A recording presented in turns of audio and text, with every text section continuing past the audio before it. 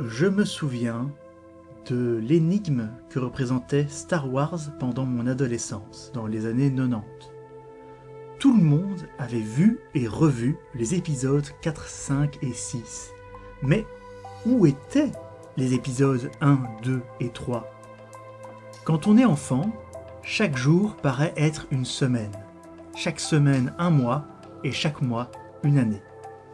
Ainsi, les longues années qui ont séparé la première fois que j'ai vu un Star Wars et la sortie de la nouvelle trilogie m'ont semblé durer des siècles. En fait, dans la cour de récréation, personne n'y croyait. Personne ne pensait vraiment un jour voir l'histoire de Darth Vader au cinéma. Et puis, c'est arrivé. Était-ce trop tard ? Étions-nous alors devenus imperméables à la magie de cet univers ? Ou alors, était-ce George Lucas qui avait dérivé de son côté ?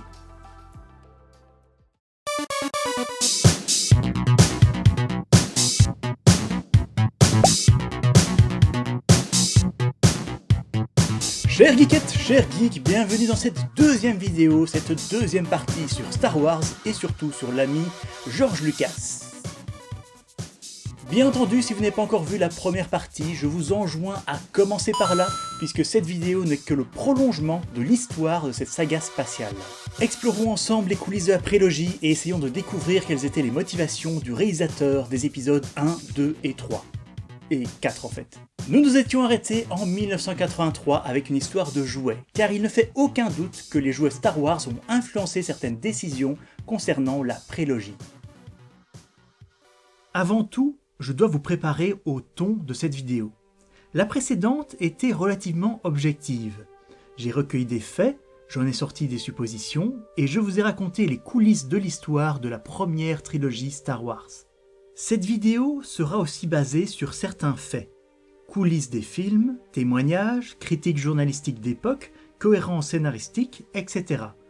Mais autour de ça, mon avis personnel se fera beaucoup ressentir, et cet avis ne vous plaira pas forcément. Mon but n'est pas de descendre la prélogie. Mon but est d'expliquer à la nouvelle génération qui a grandi avec ces nouveaux Star Wars les attentes des vieux de la vieille comme moi, et de pointer du doigt les endroits où les deux trilogies ne s'emboîtent pas. Et à nouveau, tout tourne autour de George Lucas. Pourquoi avoir attendu 16 ans pour faire les épisodes 1, 2 et 3 ?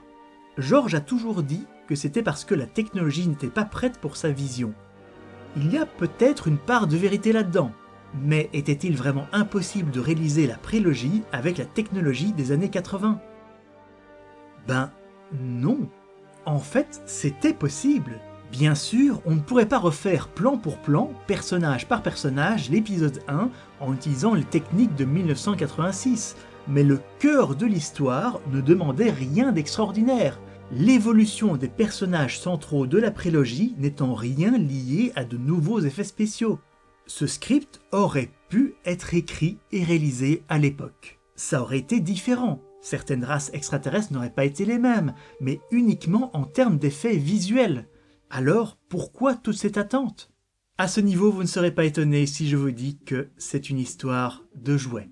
Comme nous l'avons vu dans la première vidéo, George Lucas et 20th Century Fox avaient un contrat avec Kenner pour faire les jouets Star Wars. Et les détails de ce contrat sont très importants pour comprendre ce qu'il s'est passé durant les années 90. Kenner recevait 95% des profits, un deal juteux pour eux qui est toujours resté en travers de la gorge de George. Cependant, le contrat n'avait pas de date d'interruption et une clause précisait que si les 5% qui revenaient à George Lucas et à 20th Century Fox étaient inférieurs à $10,000, Kenner devait leur verser $10,000 à la place. Je vais répéter car c'est un peu compliqué, mais c'est très important. La part de George sur la vente des jouets n'était pas très bonne, mais même si les ventes dégringolaient et que les jouets Star Wars ne rapportaient plus rien, il était certain de se partager $10,000 par an avec 20th Century Fox. Pour Kenner, ça restait un bon deal, tant que, attention, tant que les jouets Star Wars se vendaient. Il fallait donc que la licence reste rentable. Cependant, après la sortie de l'épisode 6, Star Wars a commencé à pourrir car aucune nouveauté n'était prévue. Kenner a commencé à perdre de l'argent et a été obligé de payer 10 000 $ par an pour une licence qui ne leur rapportait plus rien. Entre-temps, Kenner a été racheté par Hasbro, et la nouvelle société s'est retrouvée avec un contrat qu'ils n'avaient pas eux-mêmes signé, qui était bien gênant et qui n'avait pas de date de prescription. Ils ont eu beau sortir des jouets complètement tirés par les cheveux, sans film pour remonter la popularité de Star Wars, c'était invivable. Les employés de Kenner, maintenant employés d'Hasbro, ont appelé cette période The Dark Time, l'âge sombre. The Dark Times. Ils ont alors tenté le tout pour le tout, et ont proposé à George un scénario original pour un spin-off intitulé The Clone Wars, inventant plein de personnages et de jouets au passage. Mais George leur a simplement dit « Merci, mais non merci ». Arriva alors ce qui devait arriver. Hasbro en a eu marre et a refusé de payer les 10 000 $ promis. C'était donc une rupture de contrat, la fin du fameux contrat qui a dérangé George Lucas pendant plus de 15 ans. Et juste après la rupture de ce contrat, qu'a annoncé Lucasfilm, la pré-production de Star Wars épisode 1 bien sûr, et 4 agences de création de jouets ont été mis en compétition pour négocier un nouveau contrat très avantageux pour George Lucas. Laissez-moi répéter cette information qui m'a retourné à l'époque. George Lucas a laissé volontairement mourir Star Wars pendant 16 ans pour pouvoir renégocier le contrat concernant les jouets de la licence. Ce n'est peut-être pas la seule raison qui l'a poussé à attendre aussi longtemps, mais quand on étudie bien le parcours de George Lucas et ses actions dans les coulisses, c'est une idée qui est complètement dans le caractère du personnage.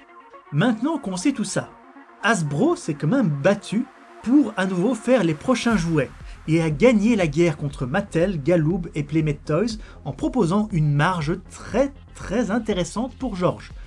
18%, presque 4 fois plus qu'avant, presque une marge à perte pour Hasbro. Les employés d'Hasbro ont appelé cette négociation la vengeance de George. George's revenge. Now he's happy. George pensait business et pensait jouet comme d'habitude, mais il savait aussi très bien ce qu'il voulait raconter dans la prélogie. La chute du Sénat et l'ascension de l'empereur. Une affaire politique en soi qui ne se prête pas très bien aux jouets, non ? Pour gagner sur tous les plans, à la fois marketing et scénario intéressant, il fallait donc ajouter un nouveau héros, un nouveau personnage juste pour les enfants, un jouet qui se vendrait comme des Ewoks. Ça tombe bien, ce héros était son nouveau personnage préféré de la franchise, oui il l'a dit, un dingo made in Star Wars, j'ai nommé Jar Jar Binks.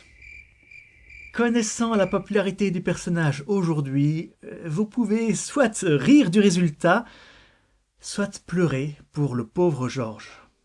En effet, les Gungans devaient être les nouveaux Ewoks. George espérait le même succès avec ses jouets, ses poupées, ses spin-offs, ses dessins animés, etc. Mais ça a été la douche froide. Le scénario politique n'a pas réussi à se mélanger avec les blagues de Prout.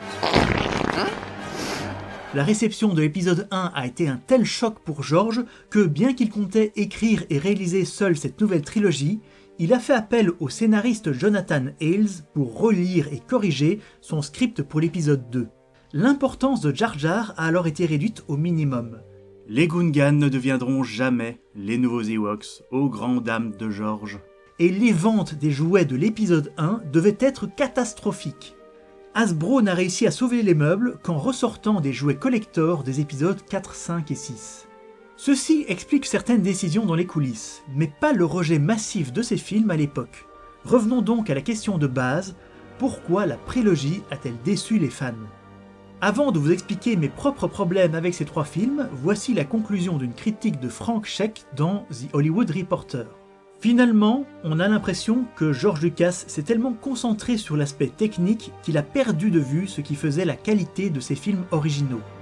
Certains répondront avec enthousiasme devant cette prestation technique, mais ce qui a résonné si durablement avec l'imagination du public n'est pas le style visuel, aussi important soit-il, mais cette capacité de nous transporter dans une autre dimension, de donner une qualité humaine à cet environnement fantastique et plein d'imagination. Pour ces 2 prochains chapitres, l'incroyablement talentueux réalisateur devrait moins travailler avec des ordinateurs et plus se concentrer sur le cœur et l'âme de sa création, qui a tant influencé la pop culture d'aujourd'hui. Bien entendu, ce n'est pas parce que le critique cinéma d'un grand journal n'a pas aimé un film qu'il est automatiquement mauvais. Un nombre incalculable de films cultes ont eu droit à de mauvaises critiques à leur sortie. Cependant, cette critique résume bien un sentiment général de déception face à un certain manque de cœur, celui-ci étant caché derrière un écran d'effets spéciaux. Je me souviens des discussions infinies à la sortie de ce film. Dans un premier temps, personne n'osait vraiment en dire du mal, car c'était Star Wars quoi. Un mauvais Star Wars, ça n'existe pas. Ça montre bien à quel point la consommation de ce genre de film a changé. Mais en soi, on n'a pas vraiment trouvé les films mauvais. On a juste été déçus, ce qui conduit à des critiques plus dures, plus émotionnelles. Ces films étaient trop différents de nos attentes, car George avait changé en 16 ans, alors que ces films étaient figés dans nos esprits. Enfin, plus ou moins, merci George pour ce Jabba dégueulasse. Et cette vision nostalgique représentait ce que les fans voulaient vraiment retrouver dans Star Wars. Le moment est venu de critiquer le scénario, la mise en scène et tout ça. Et je tiens à m'excuser d'avance, je vais prendre un ton railleur et un peu moqueur. Mais c'est juste une bonne représentation de ma frustration de l'époque. Et puis en plus c'est plus drôle comme ça. Ok, George a tenté de recréer les Ewoks. Mais c'était pas vraiment ce que la plupart des fans voulaient non plus. D'ailleurs, on peut tout à fait critiquer les Ewoks de l'épisode 6, je l'ai fait dans ma dernière vidéo, mais je les trouve quand même bien au-dessus des Gungans. Laissez-moi faire une petite comparaison. Épisode 6, les Ewoks aident Han, Leia et Chewbacca autant qu'ils le peuvent. Ils n'ont pas les moyens technologiques pour combattre les Stormtroopers, mais font preuve de détermination et d'imagination en utilisant leur environnement. La bataille n'est pas logique, mais elle est pleine de rebondissements et est amusante à suivre. Au final, l'aide des Ewoks permet aux héros de saisir leur chance et de remporter la victoire. Épisode 1, les Gungans restent sur la défensive grâce à leur bouclier. La bataille n'avance pas beaucoup et ne présente pas vraiment de scènes inventives. Les mini-victoires des Gungans viennent de la chance débile de Jar Jar Binks qui fait n'importe quoi et qui réussit sans aucune autre raison que le hasard. Les scènes soi-disant humoristiques de Jar Jar cassent toute tension que pourrait avoir la bataille, et à la fin, on dirait que cette guerre n'a fait aucune victime, aucun Gungan ne tombe devant caméra. Et les méchants, eux, étaient des robots, donc on va pas pleurer pour eux. Alors que du côté des Ewoks, on les voit mourir. Oui, leur persévérance est plus comique qu'héroïque, mais pour moi, cette scène rattrape tout. Car on voit qu'il y a un prix à payer pour cette bataille. Des Ewoks meurent pour permettre cette victoire. Et notez qu'avec tous les Stormtroopers qu'ils ont tués, ils ne manqueront pas de viande pendant l'hiver. Des Gungans meurent-ils pendant leur bataille? Logiquement oui, mais rien n'est montré à l'écran. Donc cette bataille n'a aucune tension pour le spectateur et donne l'impression d'être sans enjeu. Tant qu'on est sur la fin de l'épisode 1, il y a pire. Ok, Jar Jar Binks arrive à se défendre uniquement par la chance, mais c'est au moins cohérent avec son personnage. Par contre, le fait qu'Anakin donne la victoire à la bataille spatiale qui a lieu au même moment en faisant n'importe quoi, est juste ridicule et à la limite de l'insultant. On résume souvent les problèmes de la prélogie à Jar Jar Binks, et... ben oui quand même.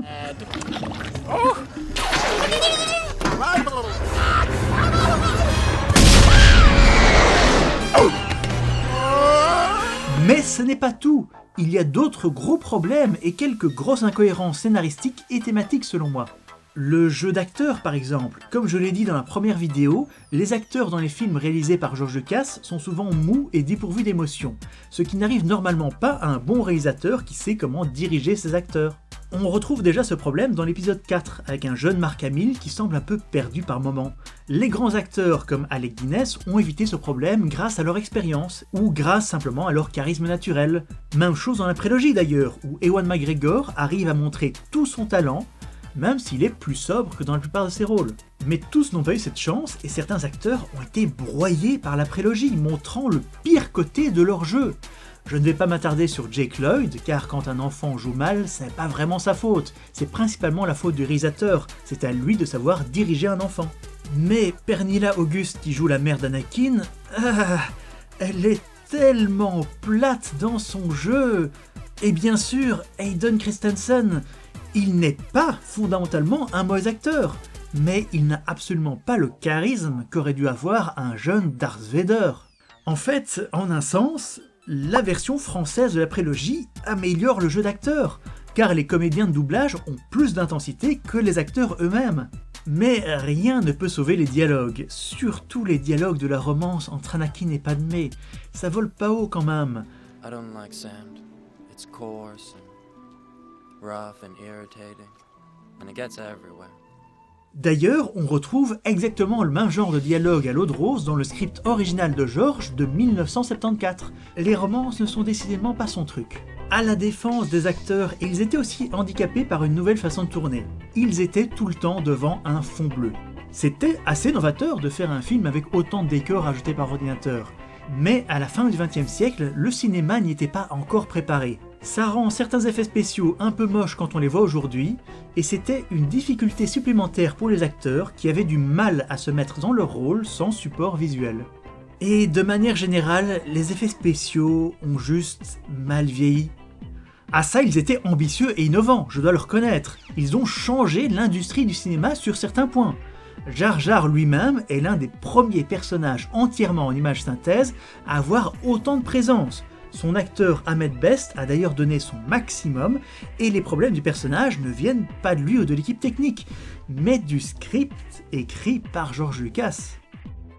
De même, la fin de l'épisode 2, où tout est en image synthèse, c'était très bien fait pour l'époque, mais avec le recul, on dirait quand même une scène coupée de jeu vidéo. Désolé, mais c'est vrai. Sérieusement, ils auraient quand même pu mettre des acteurs dans des costumes de Stormtroopers ici. Pour moi, n'avoir rien filmé en prise réelle est un signe de fainéantise qui a accéléré le vieillissement de ces effets spéciaux. Même les amoureux d'images synthèse savent que les meilleurs effets sont ceux qui combinent prise réelle et ajout par ordinateur.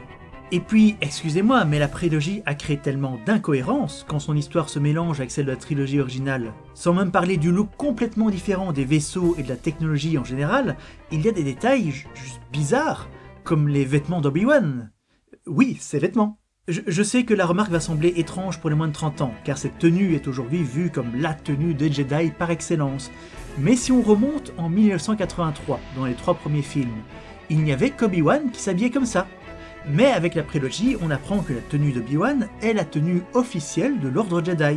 Ce qui veut dire que, pour se cacher de l'Empire, Obi-Wan Kenobi a été sur la planète de naissance de Darth Vader, pourquoi pas. Il n'a pas changé son nom de famille, puisqu'il est connu comme Ben Kenobi, et il a gardé sa tenue de Jedi. Ouais, discrétion 100%. Et est-ce que comme moi, vous aimiez cette scène où Leia parlait à Luke de leur mère, ce qui était très touchant, puisque lui ne l'a jamais connue. C'est un moment charnière entre eux. Non, plus d'émotion, car en fait, elle ne l'a jamais connue non plus. Leur mère est morte de chagrin en les mettant au monde. Ah oui, elle est morte de chagrin. Medically, she's completely healthy. For reasons we can't explain, we are losing her. Car elle n'avait plus aucune raison de vivre. Ah, si seulement elle avait eu des enfants vers lesquels tourner son amour. What? Désolé si je m'agace, mais mettez-vous à ma place. Il y a une scène qui vous a touché dans votre enfance, et tout d'un coup, on lui enlève tout son sens. Vous savez ce que ça fait ? Vous voulez un truc pour le savoir ? Est-ce qu'il y a des points de scénario qui vous dérangent dans la nouvelle trilogie produite par Disney ? Ben maintenant, vous savez ce qu'on a ressenti à l'époque. Et je vous prédis que dans 10-15 ans, les enfants d'aujourd'hui vous diront pourquoi les films Disney sont mieux que ce que George Lucas avait fait avant. Ça, c'est le cycle de la nostalgie, et on n'y peut rien. Retour à la prélogie. Il y a aussi plein de points de scénario qui m'ont semblé tellement tirés par les cheveux. Vous auriez dit en 1983 que c'était en fait Darth Vader qui avait fabriqué C-3PO, on vous aurait rionné. Car non seulement l'idée semblait absurde, mais en plus ça fait que sa présence aux côtés de Luke est juste une coïncidence impensable. Ah oui, mais c'est grâce à la force. Ça c'est un peu le nouveau ta gueule c'est magique. Une incohérence dans le scénario, ah oui mais c'est la force. Non, désolé mais j'avale pas ça. Et puis Obi-Wan, ah mon ami Obi-Wan, tu ne te souviens vraiment pas de ces droïdes ? Tu sais ces droïdes qui ont été au centre de ces aventures les plus incroyables seulement 20 ans auparavant ? Ah non ? Ah ça te dit rien ? Bon ok. Et puis quand on arrive à la fin de l'épisode 3, C-3PO en sait trop. bah on va juste lui effacer la mémoire. C'est un peu faible scénaristiquement parlant, c'est un peu digne d'un soap opéra, mais admettons. Cependant, R2-D2 lui garde sa mémoire. Ça veut donc dire que R2-D2 connaissait tous les secrets de Luke et qu'il n'en a jamais rien dit. Sérieusement. Franchement, Obi-Wan et R2-D2 dans le genre duo je sais tout mais je vais rien dire pour pas spoiler, c'est pas mal quand même. De manière générale, la récupération de C3PO et R2-D2 dans la prélogie est vraiment une erreur selon moi. Dites à quelqu'un en 1983 que R2-D2 peut voler, encore une bonne rigolade. C'est donc une capacité qu'il n'utilisera plus jamais parce que on pouvait pas le faire avec les effets spéciaux de l'époque. George aurait pu juste inventer de nouveaux droïdes pour ses nouveaux films, ça aurait été plus cohérent et surtout plus intéressant. C'est au moins une chose que les nouveaux Star Wars ont bien fait. Bon, je vais arrêter de me moquer et je vais simplement vous raconter ce qui me fait le plus de mal dans la prélogie. Il s'agit de la mort du mythe. La trilogie originale avait quelque chose de mystique, de spirituel. Ce n'est pas pour rien que certains en ont fait une véritable religion. Les Jedi et les Sith semblaient en dehors de l'ordre naturel des choses, et chacun était unique dans son concept et ses pouvoirs.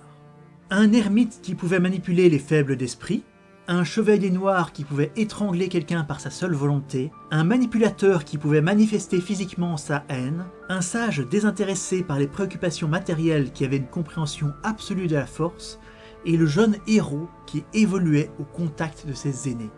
Alors que dans la prélogie, tous les Jedi se ressemblent. Ils sont tous sages, ils sont tous guerriers, ils ont tous les mêmes capacités. On a perdu ce côté personnalisé. Pire, en ce qui concerne la mort du mythe, ces maudits midi-chloriens. On peut maintenant calculer l'affinité à la force des gens comme on détecterait la puissance d'un combattant dans Dragon Ball. It's over 9,000! Et Yoda. Oh, la prélogie t'a tellement changé. Comment cet ascète, celui qui a dit qu'en faisant la guerre, personne ne devenait grand, peut-il se lancer dans une bataille comme un général ? Comment celui qui marche avec une canne peut-il tout d'un coup sautiller comme une grenouille dans ce genre de combat ? Si vous vouliez vraiment montrer la puissance de Yoda, il ne fallait pas lui mettre un sabre laser en main. Il fallait montrer qu'il était au-dessus de ce genre d'affrontement et que son mental compensait sa petite taille. Mais s'il fallait vraiment faire se battre Yoda, je vais vous donner une scène cool. Je l'aurais imaginé juste s'asseoir devant son adversaire, se concentrer et contrôler plusieurs sabres laser uniquement par la force. Ça aurait fait un combat original qui aurait ouvert la porte à plein d'idées de mise en scène. Au lieu de ça, on a son combat contre le comte Dooku que je déteste au plus haut point. Ce n'est plus le même Yoda qu'on a connu, et c'est l'un des moments de la prélogie qui me fait le plus mal. Pourquoi ne pas avoir gardé l'idée que Mace Windu était le grand combattant, le grand duelliste des Jedi, et que Yoda était le grand sage des Jedi, qu'ils soient différents, qu'ils aient des personnalités et des capacités différentes. Quant au duel face à Palpatine, honnêtement le combat a ses moments cool, au moins il y a une bonne utilisation de l'environnement, mais cette confrontation entre le plus puissant Sith et le plus puissant Jedi a plus un goût de fanservice que de développement de personnage. Et ici Palpatine n'est qu'une sorte de méchant sautillant et rigolard tiré d'un mauvais animé japonais. Ce qui rendait l'empereur cool dans l'épisode 6 était son contrôle de la situation. Il écrasait Luke non pas par sa force, mais par sa présence, par sa préparation, par ses arguments. Alors que Luke venait se sacrifier pour sauver tout le monde, l'empereur lui refusait même cette mort noble. Et quand, finalement, Luke échappe à sa manipulation, c'est une victoire incroyable pour le héros. Il reprend le contrôle de l'échange. Mais c'est à ce moment-là que l'empereur montre qu'il dépassait aussi Luke par sa simple puissance. Est-ce que vous vous souvenez de l'impact de ce premier éclaircite dans le monde de Star Wars ? Jusque-là, la force était juste de l'intuition et un peu de télékinésie. Et tout d'un coup, un personnage change tout. La confrontation entre Luke et l'empereur est ma scène préférée de tous les Star Wars, car ça dépasse le simple combat. Cette scène est pleine de rebondissements, car elle met le cœur des personnages et des spectateurs à vif, les dissèque et les reconstruit. C'en est presque dommage que les éclairs de force soient devenus aussi courants après ça. C'est un peu devenu le truc des sites dans toutes les séries, les jeux vidéo, etc. Car ça a un peu brouillé l'impact de ce moment incroyable qui est toujours gravé dans ma mémoire. D'ailleurs, en parlant d'éclairs de force, je trouve que Christopher Lee a été gâché dans ses films. C'est un de mes acteurs préférés, et c'est génial de le voir prendre ce rôle pour faire un hommage à son ami Peter Cushing. Ces deux-là étaient en effet le duo des films d'horreur de la Hammer. Mais le comte Dooku n'est pas un antagoniste très intéressant dans l'épisode 2, et il est juste jeté par la fenêtre au début de l'épisode 3. Enfin, il y a juste un problème intrinsèque à faire une préquelle à une histoire bien connue. On sait comment les personnages vont finir. On sait qu'Obi-Wan et Yoda ne vont pas mourir. On sait qu'Anakin va devenir Darth Vader. On sait que Palpatine va devenir l'empereur. Ce souci-là n'est pas propre à Star Wars, mais peut gâcher par moments certaines scènes, car on peut simplement prédire la fin. D'ailleurs, même s'il est indéniable que l'épisode 3 est bien mieux que les épisodes 1 et 2, la fin de la prélogie ne s'emboîte pas si bien que ça avec le début de l'épisode 4. Certaines choses semblent artificielles, comme la mort de Padmé et la soudaine distribution aux quatre coins de la galaxie de Luke, Leia, Obi-Wan et Yoda. Comme on l'a vu dans ma première vidéo, durant le tournage de la trilogie originale, George était très bien entouré de professionnels et d'amis qui lui servaient de garde-fous. Mais même si George s'est à nouveau entouré de grands talents pour la prélogie, le personnage George Lucas était tellement entré dans la légende que plus personne n'osait remettre ses décisions en question à ce moment. Ses idées les plus folles se sont donc concrétisées à l'écran, pour le meilleur et surtout pour le pire. Malgré tout ce que j'ai dit dans cette vidéo, la prélogie a aussi du bon. Avec le temps, je m'en suis rendu compte. Pour moi, la plus grande réussite de cette trilogie est le commentaire politique que représente la montée au pouvoir de Palpatine. Cet élément est vraiment bien construit au travers des 3 films. C'est une approche très intéressante qui montre le passage de la démocratie au fascisme à travers cet univers de science-fiction que l'on aime. Et c'est une bonne piqûre de rappel dont on a bien besoin pour le moment. D'ailleurs, avec ce thème de fond, la prélogie est la trilogie Star Wars la plus cohérente de toutes. George savait ce qu'il voulait faire du début à la fin, et les longs arcs de personnages comme celui d'Anakin et de Palpatine sont les mieux construits d'un film à l'autre. Comme je l'ai dit, certains points ne sont pas cohérents avec la trilogie originale, mais par contre, tous les films de la prélogie sont cohérents entre eux. Comme je l'ai démontré dans la vidéo précédente, certains points importants de la trilogie originale ont été ajoutés à la dernière minute sans vraie vision globale. Et bien que l'épisode 9 ne soit pas encore sorti au moment où j'ai écrit cette vidéo, on a bien vu avec l'épisode 8 que la nouvelle trilogie n'a pas un arc précis et que chaque réalisateur peut changer des éléments au fur et à mesure. Rian Johnson lui-même a dit qu'il avait carte blanche pour écrire Le Dernier Jedi, et le ping-pong entre lui et J.J. Abrams et le manque de vision globale ne me plaisent tout simplement pas.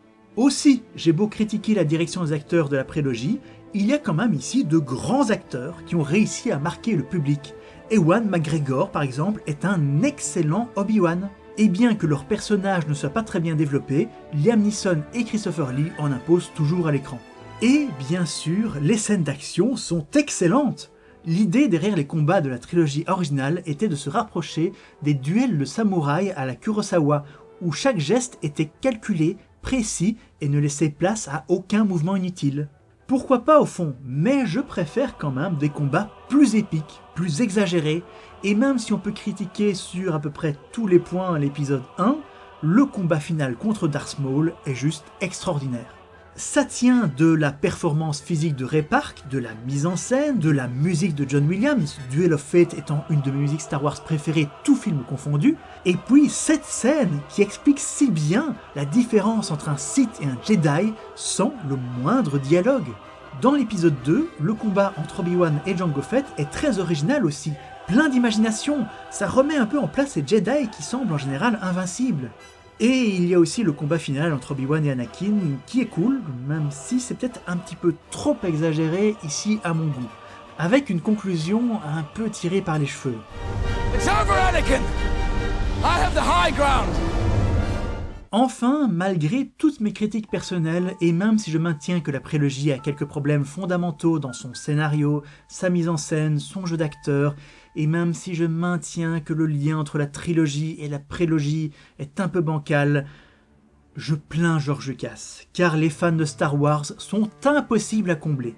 Dans la dernière vidéo, je comparais Star Wars à une religion, et plus j'explore cette saga, plus je le pense. C'est une religion, avec ses branches, ses apôtres, ses écrits apocryphes et toutes les disputes que ça implique. Je plains George qui s'est fait insulter, qui a été comparé à un violeur et qui a perdu toute sa crédibilité dans l'affaire.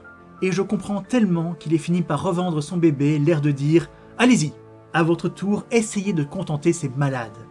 Je plains aussi tous les acteurs, certains juste des enfants, qui ont eu droit à la rage des fans. Avant les années 90, Star Wars était une pierre précieuse. 3 films, quelques jouets, quelques jeux de rôle et comics, mais rien de plus. C'était un phénomène, mais un phénomène encadré. Avec la prélogie, de nombreuses séries et autres dérivés ont vu le jour. Star Wars est devenu plus grand public, et donc selon la règle de l'offre et la demande, il est devenu moins précieux. Disney a encore exacerbé cette tendance démarrée par George Lucas en faisant un pur produit de consommation. Et je ne sais toujours pas quoi en penser. Car d'un côté, c'est chouette d'avoir plus de Star Wars. Mais plus cet univers s'élargit, moins il semble unique, moins il semble précieux. Mais ça veut aussi dire qu'il est plus accessible, moins élitiste. Est-ce donc un bien ou un mal? En soi, ce n'est pas à moi à répondre à cette question, mais à vous. Ce qui conclut mon analyse des 2 premières trilogies Star Wars.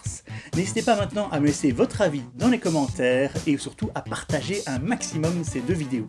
Et à laisser un petit pouce vers le haut, ça fait toujours plaisir. Et je sens venir votre question, et oui, sans doute que je ferai un jour une vidéo de ce genre sur les épisodes 7, 8 et 9. Mais il me faudra au minimum quelques années de recul après la sortie de l'épisode 9 pour avoir une vision globale suffisante pour pouvoir analyser cette nouvelle trilogie. Si c'est pour faire juste une critique à chaud, 10 000 personnes l'ont fait, ça ne sert à rien. En attendant, j'espère avoir répondu à la question de base, et je serais très curieux de savoir ce qu'en pensent ceux qui ont grandi en regardant la prélogie. Surtout ceux qui ont regardé les épisodes dans l'ordre 1, 2, 3, 4, 5, 6. Pour moi, c'est un concept juste bizarre. Pourtant, en un sens, c'est logique, mais ordre de sortie, ordre dans lequel George Lucas les a imaginés, bref, je vais pas revenir là-dessus. Maintenant, je n'ai plus qu'à vous dire que la force soit avec vous, et bye bye bye bye.